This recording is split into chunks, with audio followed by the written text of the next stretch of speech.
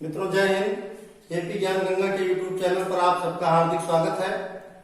और पूर्व वीडियोज की भांति आपके लिए बहुत ही महत्वपूर्ण बायोलॉजी के प्रश्नों के साथ हम उपस्थित हैं और बिना किसी विशेष भूमिका के, बिना समय गंवाए हम चालू करते हैं। क्वेश्चन नंबर 1 लेते हैं। तो देखिए क्वेश्चन नंबर 1 है, जीव विज्ञान के जनक यानी फादर ऑफ बायोलॉजी कौन है। मित्रों आप जानते हैं कि जिस विज्ञान के अंतर्गत जंतुओं और वनस्पतियों दोनों का अध्ययन करते हैं उस विज्ञान को जीव विज्ञान कहते हैं। पेड़ पौधों का अध्ययन वनस्पति विज्ञान कहलाता है और जंतुओं का अध्ययन जंतु विज्ञान, दोनों को मिला करके हम जीव विज्ञान कहते हैं। तो जीव विज्ञान के जनक यानी फादर ऑफ बायोलॉजी कौन है, आइए देखें। फर्स्ट है अरस्तु, जिनको इंग्लिश में एरिस्टोटल कहते हैं। सेकंड है डाल्टन, थर्ड है लेमार्क और फोर्थ है सीवी रमन। तो जीव विज्ञान के जनक फादर ऑफ बायोलॉजी एरिस्टोटल को माना जाता है। ये फर्स्ट विकल्प सही कर लीजिए। नेक्स्ट क्वेश्चन लेते हैं, जंतु विज्ञान के जनक कौन है। तो पहले में आपने पढ़ा जीव विज्ञान के जनक यानी फादर ऑफ बायोलॉजी। तो biology divided into 2 part, first is zoology and the other is botany. तो ये जो सेकंड जंतु विज्ञान है इसके भी फादर अरस्तु माने जाते हैं। अरस्तु जंतु विज्ञान के भी जनक हैं और अरस्तु जंतु और वनस्पति को मिला करके जो जीव विज्ञान बनता है उसके भी जनक हैं। मित्रों इसको बड़ी गंभीरता से याद रखिएगा। नेक्स्ट क्वेश्चन है, वनस्पति विज्ञान के जनक कौन है। वनस्पति विज्ञान के मित्रों जनक थियोफ्रेस्टस, अरस्तु, रॉबर्ट हुक और रॉबर्ट ब्राउन 4 विकल्प दिए हैं। तो जीव विज्ञान के जनक अरस्तु हैं, उसका एक खंड जंतु विज्ञान है, उसके भी जनक अरस्तु हैं। लेकिन जो वनस्पति विज्ञान है इसके जनक हैं थियोफ्रेस्टस। हमें याद रखना है कि वनस्पति विज्ञान के जनक है थियोफ्रेस्टस। तो विकल्प नंबर 1 सही कर लेना है। यदि पूछा जाए वनस्पति विज्ञान तो हमें थियोफ्रेस्टस लिखना है। यदि अलग जंतु विज्ञान पूछा जाए तो हमें अरस्तु लिखना है। और यदि दोनों मिलाकर जीव विज्ञान पूछा जाए मित्रों तो भी हमें अरस्तु या अरिस्टोटल लिखना है। नेक्स्ट क्वेश्चन लेते हैं, क्वेश्चन नंबर 4, मनुष्य का जंतु वैज्ञानिक नाम है। फ्रेंड्स आप लोग जानते हैं कि मनुष्य का या पेड़ पौधों का वर्गीकरण करने के लिए एक महान वैज्ञानिक कैरोलस लिनियस ने एक पद्धति बनाई जिसे हम द्विनाम पद्धति कहते हैं। तो द्विनाम पद्धति के अंतर्गत जंतुओं या वनस्पतियों को उनके जगत के हिसाब से, संघ या वर्ग के हिसाब से, गण या के हिसाब से, वंश और जाति के हिसाब से उन्होंने वर्गीकरण किया। तो जो वर्गीकरण किया उसमें वंश और जाति के 2 शब्दों को लेकर के किसी भी जंतु का या किसी भी पौधे का वैज्ञानिक नाम बनता है। तो मनुष्य का जंतु वैज्ञानिक नाम, मनुष्य का वंश है होमो और मनुष्य का जाति है सैपियंस। तो मनुष्य का जंतु वैज्ञानिक नाम हो जाएगा होमो सैपियंस। ये फर्स्ट विकल्प सही कर लीजिए। और ज्यादातर वैज्ञानिक नाम को, जूलॉजिकल नेम को इंग्लिश में लिखते हैं। तो यदि यही प्रश्न बहुविकल्पी प्रश्नों के अलावा अति लघुत्तरीय में आएगा तो हम इस तरह से लिखना ज्यादा अच्छा माना जाएगा। आपको इस तरह से लिखना चाहिए। और विकल्पों पर विचार कर लेते हैं। राना टिग्रीना ये मेढक का जंतु वैज्ञानिक नाम है। नाजा ये कोबरा का यानी काला नाग का जंतु वैज्ञानिक नाम है। और ये जो सबसे नीचे अमीबा प्रोटियस है, तो ये अमीबा जो सूक्ष्म जीव है जलों में पाया जाता है उसका जंतु वैज्ञानिक नाम है। तो मित्रों प्रश्न के हिसाब से हमारा विकल्प सही हो जाएगा ये होमो सैपियंस। नेक्स्ट क्वेश्चन है, मनुष्य किस संघ का जीव है। तो मित्रों संघ का मतलब ये है कि वे जीव जिनके पीठ पर नोटोकार्ड पाई जाती है, यानी रीढ़ की हड्डी जिसको कहते हैं, जिनकी पीठ पर पाई जाती है, वे जंतु कहे जाते हैं कार्डेटा संघ के। और वे वर्ग जिनके जंतु जिनके पीठ पर नोटोकार्ड नहीं पाई जाती या रीढ़ की हड्डी नहीं पाई जाती, उन जंतुओं को हम कहते हैं नॉन कार्डेटा। यानी जितने विशालकाय जीव हैं जिनके शरीर में हड्डियों का कंकाल तंत्र होता है वे सभी जीव कार्डेटा संघ के अंतर्गत आते हैं। तो मनुष्य ही नहीं, मनुष्य या अलावा उसके शेर, हाथी, घोड़े, चीता, कुत्ते, बिल्लियां, बकरियां, ये सभी जिनके शरीर में हड्डियों का मजबूत ढांचा यानी कंकाल तंत्र शरीर में होता है वो सब कार्डेटा संघ के अंतर्गत आते हैं। तो मनुष्य का संघ है कार्डेटा संघ, ये विकल्प बी आपका सही हो जाएगा, कार्डेटा संघ का जीव है। और जो अन्य विकल्प दिए हैं नाम कार्डेटा, जिन जंतुओं में हड्डी नहीं पाई जाती, और उभयचर ये संघ नहीं है, ये वर्ग दिया है, तो इस प्रकार से कार्डेटा संघ सही कर लीजिए। अब हम नेक्स्ट क्वेश्चन लेते हैं। क्वेश्चन नंबर 6 है मित्रों, मेढक किस वर्ग का जीव है? मेढक को आप जानते हैं कि तालाबों में रहता है, कुओं में भी रह सकता है, और ये एक ऐसा जीव है जो स्थल पर भी रह लेता है और जल में भी रह लेता है। तो मेढक किस वर्ग का जीव है, हमें वर्ग निकालना है। तो पहला है स्तनधारी वर्ग।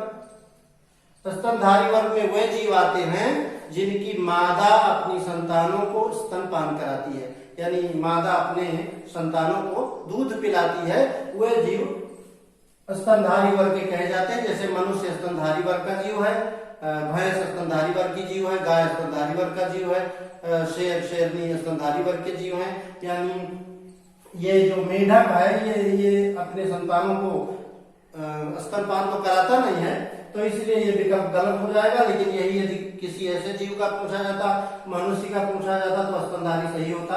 अब आइए देखें, पक्षी वर्ग में वे जीव आते हैं जिनके पंख होते हैं और जो उड़ते हैं। ये हमारा जो मेढक है ये उड़ता नहीं है, ये स्थल और जल पर उछल उछल करके चलता है, जल में तैरता है।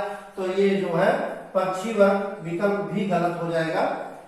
अंतिम विकल्प है सरीसृप वर्ग। इस वर्ग में वे जीव आते हैं जो रेंग करके चलते हैं, जैसे सांप आदि रेंग करके चलते हैं, तो मेढक इस वर्ग में भी नहीं आता। अब ये जो वर्ग है उभयचर वर्ग, उभय माने होता है दो मित्रों, उभय माने होता है दो, तो जल और स्थल दोनों वर्गों पर जो जीव रह लेते हैं, पानी में रहने के लिए भी अनुकूलित हैं और स्थल पर भी रह लेते हैं, उन वर्गों को उभयचर वर्ग का प्राणी कहते हैं। और मेढक बाहर भी रह लेता है, स्थल पर भी रह लेता है, हमारे आपके घरों पर दरवाजे पर आकर के उछलता कूदता है, तालाबों में भी रह लेता है। तो मेढक उभयचर वर्ग का प्राणी है, विकल्प सी सही हो जाएगा। नेक्स्ट क्वेश्चन लेते हैं, मनुष्य किस वर्ग का प्राणी है? तो फ्रेंड्स आपने देखा कि क्वेश्चन नंबर 6 में आपको समझाया गया कि स्तनधारी वर्ग के प्राणी में, स्तनधारी वर्ग में मनुष्य आता है। मनुष्य की एक हिसाब से कहिए कि जो है मादा, यानी जो है हम आप अपनी जननी का स्तनपान किए हैं, तो वे जीव जिनकी मादा अपनी संतानों को स्तनपान कराती है, वे सभी वर्ग जीव स्तनधारी वर्ग में आते हैं। तो मनुष्य जो है स्तनधारी वर्ग का प्राणी है, मनुष्य पक्षी नहीं है, मनुष्य सरीसृप वर्ग में नहीं आता, रेंग कर नहीं चलता है। मनुष्य जल और स्थल दोनों में रहने के लिए अनुकूल नहीं है, जल में नहाने तो जाता है लेकिन उसमें 2-4-10 दिन नहीं रह सकता, इसलिए उभयचर वर्ग गलत है। ये हमारा विकल्प सही हो जाएगा, स्तनधारी वर्ग। इसको इंग्लिश में कहते हैं मैमेलिया वर्ग। नेक्स्ट क्वेश्चन, मनुष्य किस वंश का प्राणी है?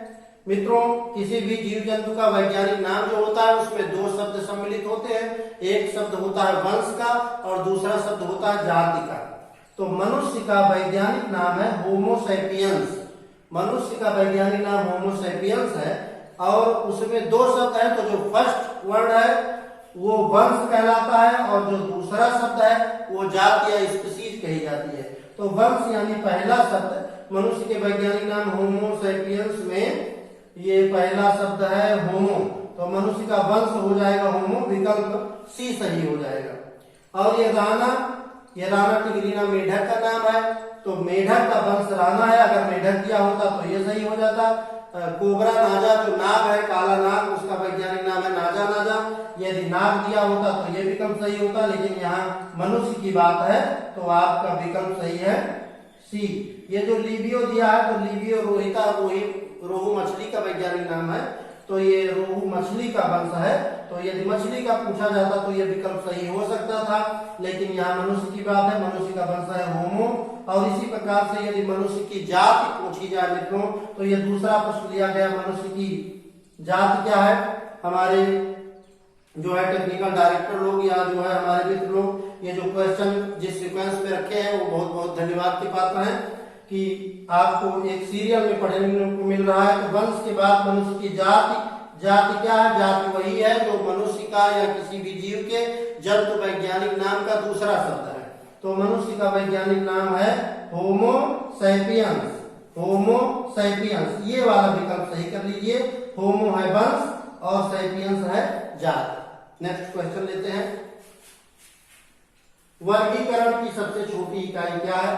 मित्रों, वर्गीकरण यानी किसी भी व्यक्ति का जैसे पता लिखना होता है तो हम लिखते हैं किस गांव का है, किस पोस्ट का है, किस जिले का है, किस प्रदेश का है, किस देश का है।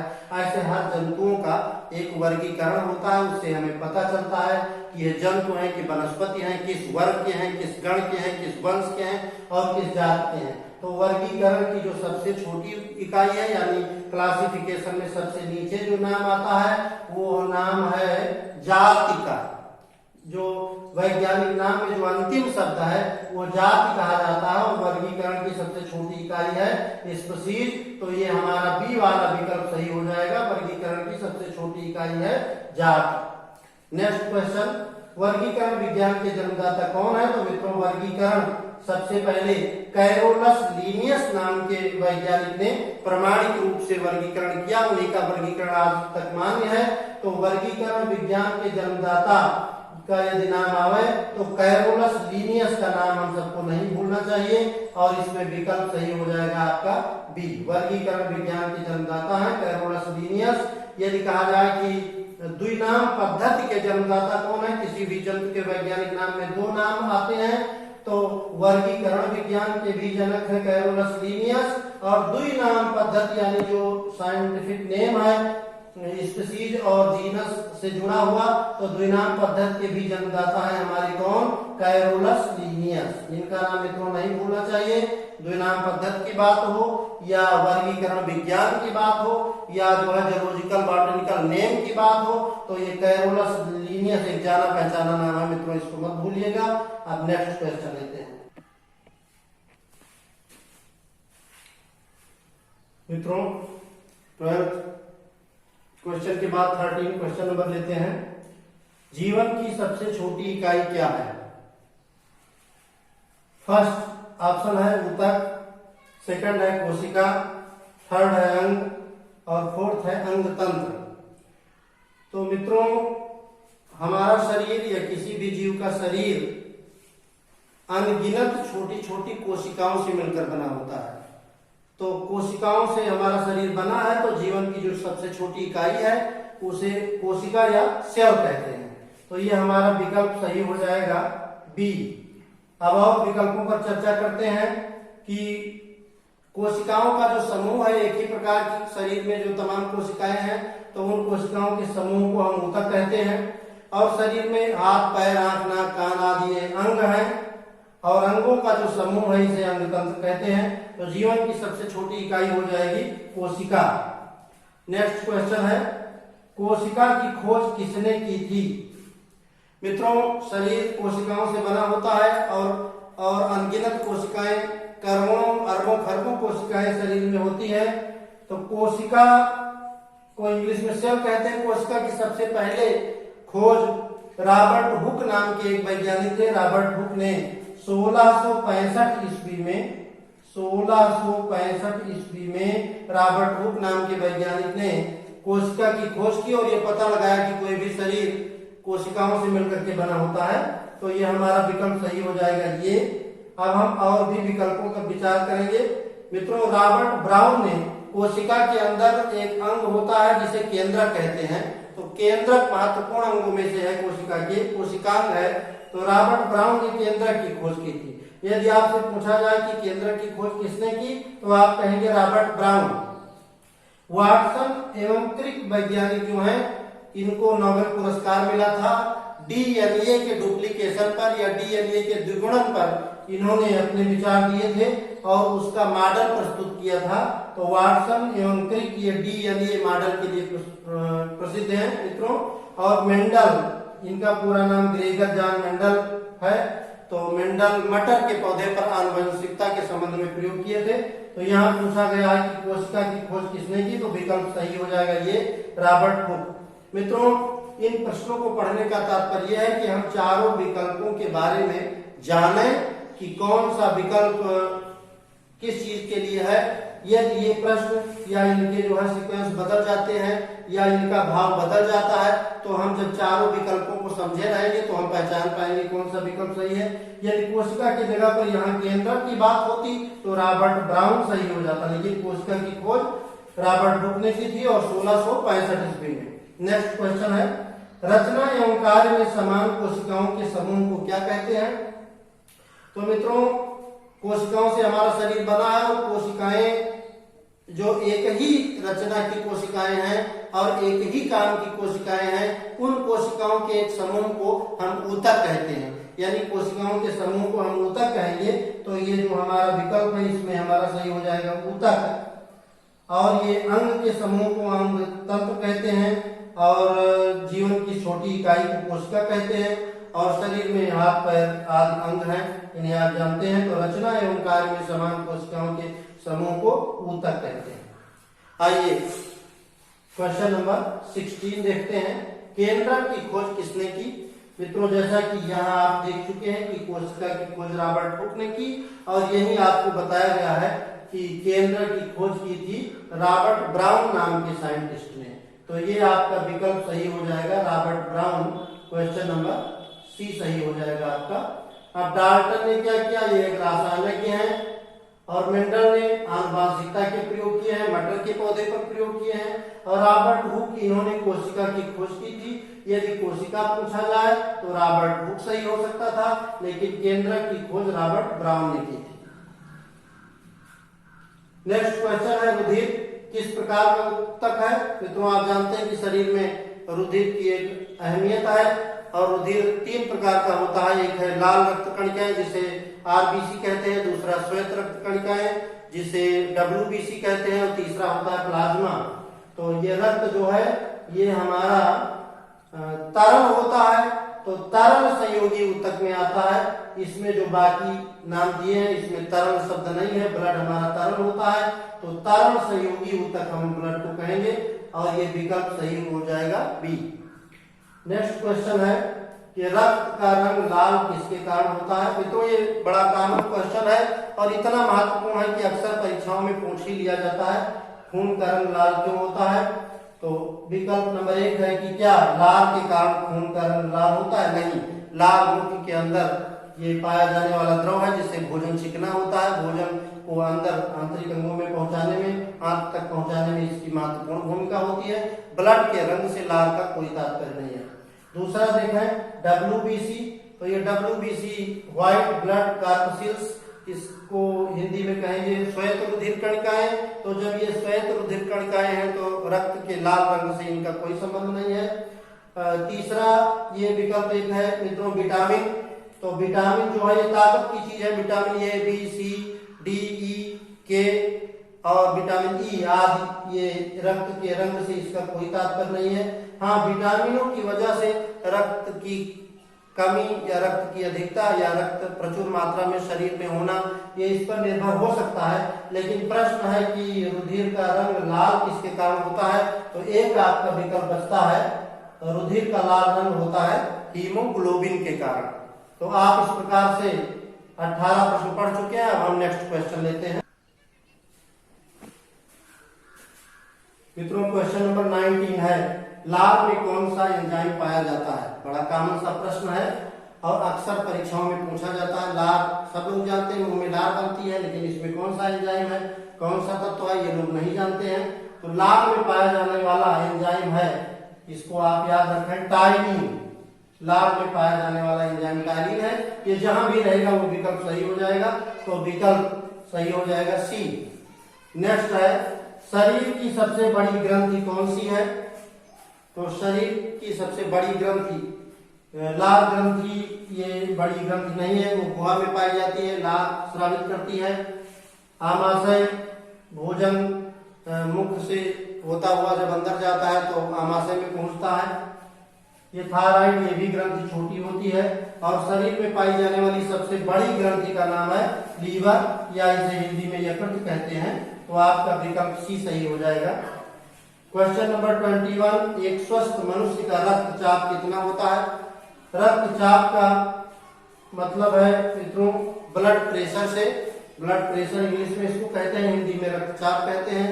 तो रक्तचाप शरीर में सामान्य रहता है तो आदमी स्वस्थ रहता है, संतुलित रहता है। और यदि यह बिगड़ जाए, रक्तचाप कम हो जाए, ब्लड प्रेशर या ब्लड प्रेशर हाई हो जाए तो अनेक प्रकार के रोग होने की आशंका रहती है। तो रक्तचाप का जो हमारे शरीर में लेवल है वो कम से कम होना चाहिए 80 से कम नहीं होना चाहिए, और ये अधिकतम होना चाहिए 120। तो ये जो हमारा बी विकल्प सही है, 120 से 80 से 120 ये विकल्प सही है सामान्य स्वस्थ व्यक्ति के लिए। ये ब्लड प्रेशर की स्थिति है। और बाकी स्थितियों में यदि 120 से अधिक हो गया तो उसे हाई ब्लड प्रेशर कहते हैं, और यदि 80 से कम हो गया तो लो ब्लड प्रेशर कहते हैं। दोनों शरीर के लिए घातक हैं और दोनों बड़े से बड़ा नुकसान शरीर का कर सकते हैं। नेक्स्ट क्वेश्चन है, मस्तिष्क की जांच करने वाली मशीन का क्या नाम है? मित्रों, आप जानते हैं कि स्वास्थ्य विज्ञान के क्षेत्र में विभिन्न अंगों में जो परेशानियां होती हैं, जो दिक्कतें होती हैं, उनके जांच के लिए मशीन बनाई गई है। तो ए विकल्प है स्टेथोस्कोप। मित्रों, ये हर डॉक्टर अपने गले में लटकाए रहते हैं। अस्पतालों में डॉक्टर की पहचान भी एक होती है कि अगर वो अपने हाथ में या गले में स्टेथोस्कोप लिए हैं तो उनको मान लेते हैं कि ये इस हॉस्पिटल के डॉक्टर हैं। तो ये मस्तिष्क की जांच करने की मशीन नहीं हो सकती। दूसरा है थर्मामीटर। ये सामान्य सा यंत्र है, आप जानते हैं बुखार नापने के काम में आता है, शरीर का ताप नापता है। और जब हम बुखार से पीड़ित होते हैं तो जीभ के नीचे डॉक्टर उसको रखवाते हैं। तो ये मस्तिष्क की जांच का कोई कारण नहीं हो सकता। और ये जो बी विकल्प है स्कैनर। मस्तिष्क की जांच 2-3 जांचें होती हैं, एक EEG नाम की जांच है, एक CT स्कैन नाम की जांच है, और एक MRI होती है। तो CT स्कैन जो जांच है ये स्कैनर मशीन से की जाती है। तो मस्तिष्क की जांच करने वाली मशीन के नाम में आपका विकल्प सही हो जाएगा बी स्कैनर। और इसी प्रकार से और भी यदि आ जाए कि ताप नापने का कौन सा यंत्र है तो हम थर्मामीटर कहेंगे। नेक्स्ट क्वेश्चन लेते हैं मित्रों, विटामिन ए का रासायनिक नाम क्या है? आप जानते हैं कि शरीर में अनेक पोषक तत्व पाए जाते हैं, कार्बोहाइड्रेट, प्रोटीन, वसा, खनिज, विटामिन और जल। इन सभी पोषक तत्वों में विटामिन का अपना महत्वपूर्ण स्थान है। और vitamin A, B, C, D, E और विटामिन के आदि विटामिन है। लेकिन इन विटामिनों का रसायन शास्त्र में या जीव विज्ञान में एक अलग नाम होता है। तो विटामिन ए का जो रासायनिक नाम है, आइए देखें कौन किसका वैज्ञानिक नाम है। तो ये जो रेटिनॉल है, ये विटामिन ए का रासायनिक नाम है मित्रों। रेटिनॉल विटामिन ए का रासायनिक नाम है। और इसी प्रकार से ये थायमीन और कैल्सीफेरॉल और टोकोफेरॉल ये विटामिन डी का नाम है, ये विटामिन डी का नाम है। विटामिन ए का रासायनिक नाम है मित्रों रेटिनॉल। तो आप ये ऑप्शन ए सही कर लीजिए। नेक्स्ट है विटामिन ए की कमी से होने वाला रोग कौन सा है? तो मित्रों, विटामिन ए की कमी से रतौंधी रोग होता है, बेरी रोग विटामिन बी की कमी से होता है, स्कर्वी नामक रोग ये दांतों से संबंधित है, मसूड़ों से संबंधित है, विटामिन सी की कमी से होता है, और विटामिन डी की कमी से बच्चों को सूखा रोग हो जाता है। तो अब आप जान गए होंगे कि विटामिन ए की कमी से होने वाला रोग कौन सा है। विटामिन ए की कमी से होने वाला रोग है रतौंधी। विटामिन सी का उत्तम स्रोत क्या है? मित्रों, विटामिन सी की एक पहचान है खाने पीने की, जो या फलों में जितनी चीजें खट्टी होती हैं उन सब में विटामिन सी पाया जाता है। जैसे नींबू में विटामिन सी होता है, दही में भी विटामिन सी होता है, अमरूद भी हल्का शुरू में खट्टापन लिए रहता है, विटामिन सी होता है, आम कच्चा होने पर खट्टा रहता है, विटामिन सी होता है, आंवरक विटामिन सी होता है। लेकिन इन सब चीजों में हम देखते हैं कि खट्टी चीजें केवल एक आंवला है, बाकी इसमें और कोई खट्टी चीजें नहीं है। दूध है, ये जो है संपूर्ण कंप्लीट डाइजेस्टिव फूड में आता है, इसमें लगभग सभी पोषक तत्व पाए जाते हैं। पपीता ये विटामिन ए का स्रोत होता है, सूर्य का प्रकाश इसमें विटामिन डी पाया जाता है, और ये आंवला जो है ये विटामिन सी का स्रोत है, और विटामिन सी का सबसे उत्तम स्रोत है। यदि इसके साथ और भी विटामिन सी की चीजें दी होती तो आंवला विकल्प को ही सही मानते, तो ये आपका ऑप्शन सही हो जाएगा। डी। मित्रों, इस प्रकार से आपने कुल मिला करके जूलॉजी बॉटनी से संबंधित 25 क्वेश्चंस हल किए हैं और इसी प्रकार से आप प्रयास करते रहिए, वीडियो को प्रतिदिन देखते रहिए।